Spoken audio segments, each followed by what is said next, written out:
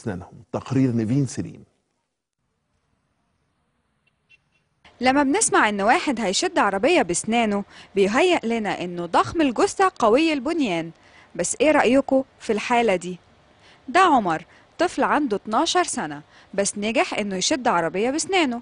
لكن استنوا، دي مش قوة خارقة ولا حاجة، دي نتيجة تعليم وتدريب تلقاه من مواطن مصري اسمه سيد العيسوي. قال لعمر انه هيقدر يشد عربية بسنانه فعلا. بصراحة أنا قعدت أضحك وأنا قلت إزاي يعني بص جسمي عامل إزاي مش هقدر أشدها.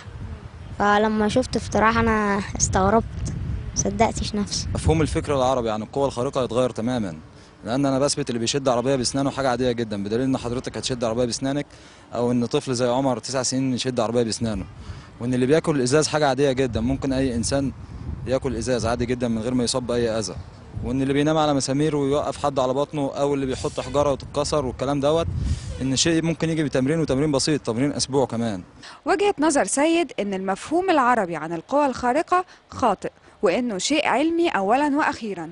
وعلى فكرة سيد ما بيعلمش ولاده بس، ده كمان بيعلم بنات. المفروض إن أنا أعلمك تقفي وقفة معينة، وهتستخدمي سنانك كوسيلة، مش هي اللي هتشد العربية، هي كوسيلة، وهتستخدمي كل جسمك بوقفتك وبثبات رجليك في الأرض وبظهرك إنك تزق العربية وترجع معاكي.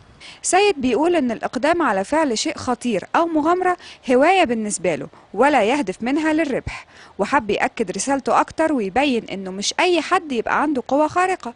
فركب شنكلين في كتافه وقام بجر عربيتين نقل ورا بعض. وكتير شفنا إن في حد في أوروبا وفي أمريكا بيشد طيارة بجسمه، لكن أنا مختلف تماما، بشد العربيتين دول بقطعة جلد صغيرة جدا بتشد أطنان من الأوزان. فهي دي القوة الخارقة، مش القوة الخارقة إن أنا أحط حبل في جسمي وأشد بقى عربية، لا، دي فعلا قوة خارقة. فهنا بنعمل برضه يعني إثبات وجهة نظر، دي القوة الخارقة اللي المفروض لما حد يطلع في الإعلام يطلع مميز فعلا، مش حد يطلع بيشد عربية بجسمه ويسقفوا له، دي مش قوة خارقة.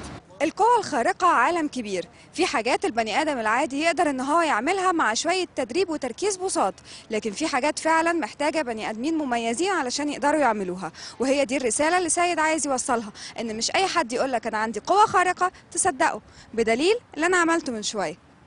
نيفين سليم، 90 دقيقة، قناة المحور.